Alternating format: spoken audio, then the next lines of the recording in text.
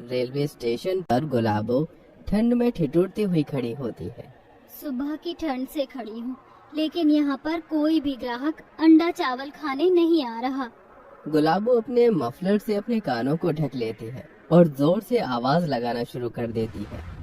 अंडा चावल ले लो, अंडा चावल, अंडा चावल ले लो, अंडा चावल, गर्मा गर्म अंडा चावल। गुलाबो के चिल्लाने पर भी कोई उसके पास नहीं आता। सभी लोग ठंड से बचने के लिए अंडा चावल खाने रेस्टोरेंट के अंदर जाते हैं।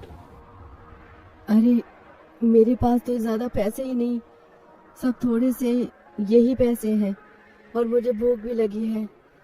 अब क्या करूं? सुमित यहाँ वहाँ ठेले पर लगा हुआ देखने लगता है। तभी उसे गुलाबों की रेडी दिखाई देती है। लगता है यहाँ पर कुछ गर्मा गर्म बिक रहा है, वहीं पर जाकर खा लेता हूँ। सुमित ऐसा सोचकर गुलाबों की रेडी के पास जाता है। आओ भाई साहब, अंडा चावल खाओ, गर्मा गर्म अंडा चावल 30 रुपए प्लेट है। खुशबू तो बहुत ही टेस्टी लग रही है, जल्दी से 1 प्लेट कर दो, बहुत तेज भूख लगी है मुझे। सुमित इतना कहकर ठंडी ठंडी हवाओं की वजह से ठंड में ठिठुरने लगता है। आजकल कितनी ज्यादा ठंड हो गई है, सब लोग रेस्टोरेंट की तरफ भागते हैं ठंड से बचने के लिए। तुम्हारी दुकान पर तो कोई आता ही नहीं होगा ना? सही कहा भाई साहब आपने, यहाँ कौन आता है, सब लोग रेस्टोरेंट में भागते हैं, लेकिन मैं गरीब यहाँ हिम्मत जुटाए खड़ी रहती हूँ ठंड में। सुमित गर्मा गर्म अंडा चावल खाकर बहुत खुश होता है। उसके शरीर में जैसे कोई एनर्जी आ गई हो। बहुत स्वादिष्ट अंडा चावल बनाया है। तुम तो यहाँ रेलवे स्टेशन पर खुद का ढाबा खोल लो, तुम्हारी दुकान में फिर जल्दी जल्दी लोग आया करेंगे और तुम्हारी अच्छी खासी कमाई होगी। 1 रुपया भी नहीं बचता साहब, जितना कमाती हूँ उतना तो घर के खर्चों में ही लग जाता है। भला ऐसे में मैं कहाँ से ढाबा खोलूंगी? गुलाबों की बात सुनकर सुमित चुप रह जाता है और अंडा चावल खाकर वहाँ से चला जाता है। बेचारी गुलाबो ठंड में वहीं पर खड़ी रहती है और अपने कस्टमर के आने का इंतजार करती है। लेकिन अब सांझ ढले रात होने वाली होती है। घर पर मेरे दोनों बच्चे, सास ससुर और पति इंतजार कर रहा होगा। अब मुझे घर पर चलना चाहिए। गुलाबो अपना सामान समेट कर रेडी पर उसे ढकेलते हुए ले जाने लगती है। उसके हाथ भी ठंडे हो जाते हैं, जिसकी वजह से उसे रेडी ढकेलने में बहुत मुश्किल पड़ती है। बहुत मुश्किल से वो ठंड से कांपते हुए अपने घर पहुंचती है। लगता है माँ आ गई है, मुझे उनके आने की आवाज आई। ढोलू और गीता दोनों घर के अंदर से बाहर भागते हुए आते हैं। अपने बच्चों को देखते ही गुलाबो कहती है, अरे बच्चों, तुम घर के बाहर क्यों आए हो? चलो घर के अंदर, बहुत ठंड हो रही है। माँ, आप हमारे खाने के लिए कुछ नहीं लेकर आए हो? गुलाबो अपने दोनों बच्चों को घर के अंदर लेकर आती है, फिर अपने बच्चों से कहती है, आज मेरी कमाई नहीं हुई, कल जब पैसे कमाऊंगी तो कुछ लेकर आऊंगी।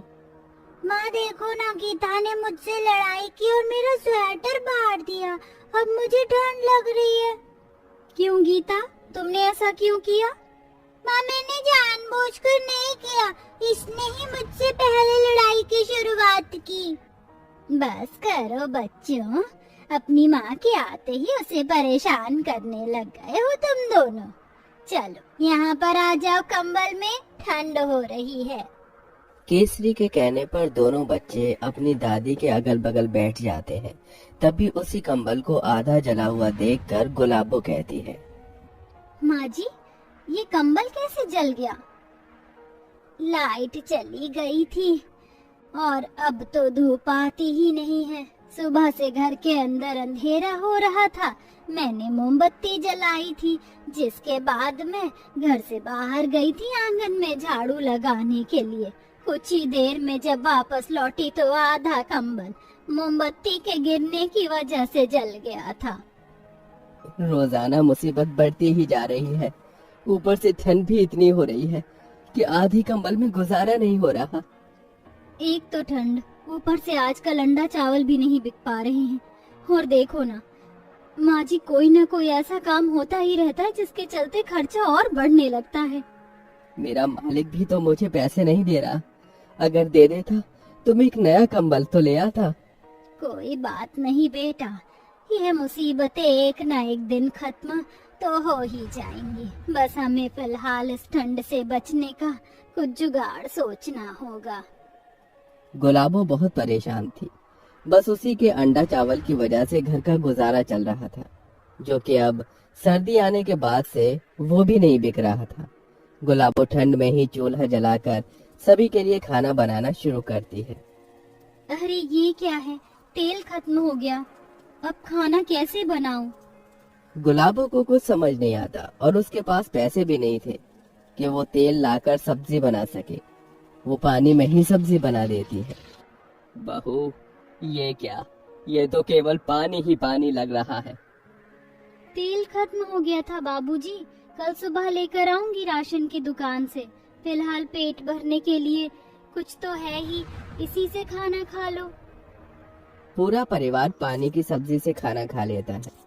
अगले दिन फिर से गुलाबो ठंड में ठिठुरती हुई रेलवे स्टेशन पहुंचती है और अंडा चावल बेचना शुरू करती है। लेकिन रोजाना की तरह उसके पास कोई भी अंडा चावल खरीदने नहीं आता। वो बहुत परेशान हो जाती है। मेरे अंडा चावल अच्छे तो बनते हैं, लेकिन ठंड की वजह से यहाँ खड़े होकर कोई भी खाना पसंद नहीं करता। अब मैं क्या करूँ? मुझे कुछ तो करना होगा, वरना ऐसे तो मैं कभी अंडा चावल बेच ही नहीं पाऊंगी। तभी गुलाबो को कुछ बांस के डंडे दिखाई देते हैं। मेरी थोड़ी सी मेहनत लगेगी, लेकिन फिर मेरी दुकान में अंडा चावल खाने सब लोग आएंगे। गुलाबो कुछ लकड़ियां और कुछ यहाँ वहाँ से बोरे इकट्ठे करती है, जिसके बाद वो रेलवे स्टेशन पर बांस और बोरे से एक ढाबा बना लेती है और उसके साइडों में पन्नी टांग देती है, जिससे उसके अंदर हवा आना बंद हो जाती है। अरे वाह, अब तो यहाँ जरा भी ठंड नहीं आ रही। क्या पता अब मेरा अंडा चावल खाने यहाँ लोग आ जाएं। गुलाबो उसके बाहर एक बोर्ड भी टांग देती है, अंडा चावल मात्र 20 रुपए में। जिसके बाद जो भी रेलवे स्टेशन पर उतरता वो अंडा चावल खाने गुलाबो की दुकान में पहुंच जाता। अरे अंडा चावल है क्या? हाँ भाई साहब, अंडा चावल है, आप लोगों के लिए ही तो बना रखी है, गर्मा गर्म अभी परोसती हूँ, आप यहाँ बैठ जाइए। गुलाबो गर्मा गर्म अंडा चावल परोस कर दे देती। धर्मेश ठंड से बचकर शौक से अंडा चावल खाता है और बहुत तारीफ करता है। वाह, क्या अंडा चावल बनाए हैं तुमने, बहुत स्वादिष्ट है, और ये जुगाड़ भी अच्छा कर रखा है ठंड से बचने का। बड़े बड़े रेस्टोरेंट तो सिर्फ फॉर्मेलिटी ही होती है वहाँ पर, और खाना बहुत ज्यादा बकवास होता है।